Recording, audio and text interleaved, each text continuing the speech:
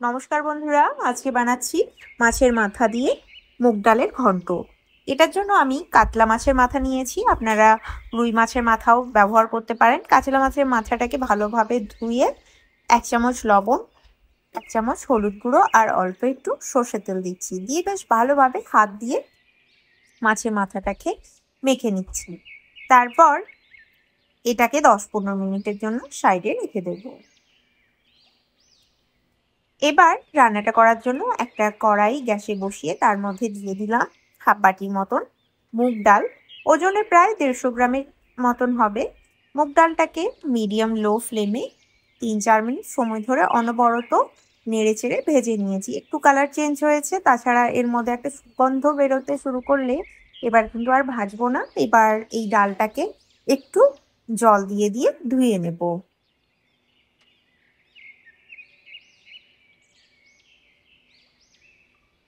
দুবার আমি জল বদলে বদলে মুগ ডালটাকে ধুয়ে নিয়েছি। এবার ডালটা সেদ্ধ হওয়ার জন্য আমি পরিমাণ মতন এর মধ্যে জল দিয়ে দিলাম।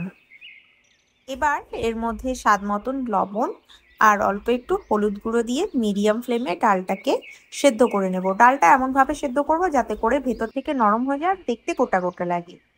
যতক্ষণ ডালটা সেদ্ধ হচ্ছে তারই ফাঁকে আমি অন্য একটা কড়াইতে মাছের মাথাগুলো ভেজে নেব।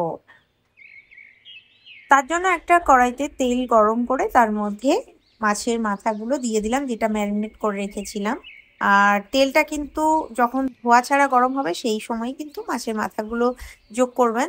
এতে কি হয়, মাছ ভাজতে বা মাছের মাথা ভাজার সময় কড়াইয়ের মধ্যে এগুলো চিপকে যাবে না আর ভেঙেও যাওয়ার সম্ভাবনা থাকে না।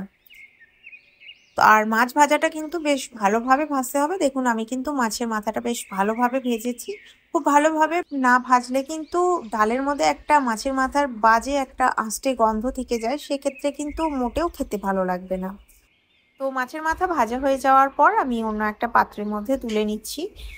আর ওই মাছ ভাজা তেলের মধ্যে এবার দিয়ে দিচ্ছি অল্প একটু গোটা জিরে আর 3-4টে কাঁচা লঙ্কা কুচি, অল্প একটু লবণ দিয়ে এর মধ্যে যোগ করে দিচ্ছি আদা রসুন বাটা। আদা রসুন বাটাটা তেলের মধ্যে দিলে একটু তেল ছিটার সম্ভাবনা থাকে, সেটা যাতে কম হয় সেই জন্যই আমি অল্প একটু লবণ যোগ করেছিলাম। তেলের মধ্যে কয়েক সেকেন্ডের জন্য আদা রসুনটা একটু মিশিয়ে নেওয়ার পর এর মধ্যে কুচিয়ে নেওয়া একটা বড় সাইজের পেঁয়াজ দিয়ে দিলাম। পেঁয়াজটাকে বেশ ঝিরিঝিরি করে কুচিয়ে নিয়েছি। এবার পেঁয়াজটা এর মধ্যে বেশ ভালোভাবে কষিয়ে নেব। দেখুন খুব সুন্দর পেঁয়াজটা মশলার সাথে কষিয়ে নিয়েছি। পেঁয়াজটা খুব সুন্দর একটা রং ধরেছে। এই সময় এর মধ্যে একটা টমেটো কুচিও যোগ করে দিলাম। এরই সাথে যোগ করে দেব অল্প একটু ধনে গুঁড়ো আর অল্প একটু হলুদ গুঁড়ো দিয়ে বেশ ভালোভাবে মশলাটাকে কষিয়ে নেব।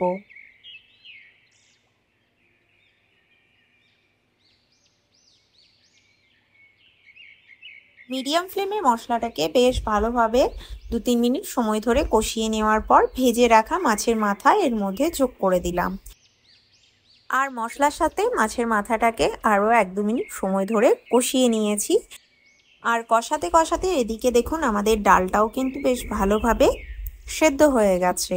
আমাদের যেরকম সেদ্ধটা দরকার, দেখতে গোটা গোটা কিন্তু ভেতর থেকে বেশ সফট, ঠিক এরকমভাবে মুগ ডালটাকে সেদ্ধ করে নিতে হবে। মানে 80% মতন মুগ ডালটা সেদ্ধ করে নিতে হবে। তো এই সেদ্ধ করে নেওয়া মুগ ডালটা আমি এই মশলা আর মাছের মাথা কষানোর মধ্যে ঢেলে দিচ্ছি।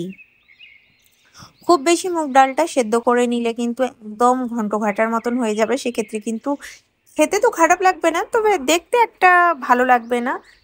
বলে না, আগে দর্শনধারী তারপরে গুণ বিচারী। তো সেই জন্যই বলছি যে ডালটাকে এরকম একটু গোটা গোটা দেখতে লাগবে, সেই রকম অবস্থা পর্যন্ত সেদ্ধ করে নেবেন। ডালটা দেওয়ার পর এর মধ্যে একটু মিশিয়ে নিলাম। তারপর এটার মধ্যে ওই কড়াইটা ধুয়ে একটু জল দিয়ে দিলাম। আরও একটু জল লাগবে। জল দেওয়ার পর দেখুন এটা ঠিক এরকম কনসিস্টেন্সি করে নিলাম।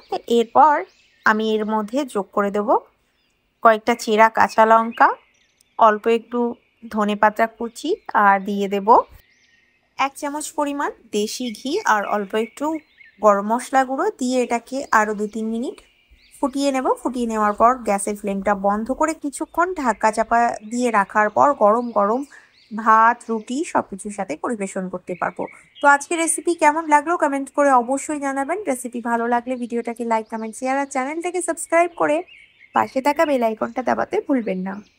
এতক্ষণ ধরে ভিডিও দেখার জন্য অসংখ্য ধন্যবাদ। দেখা হচ্ছে আবার কোনো রেসিপি নিয়ে।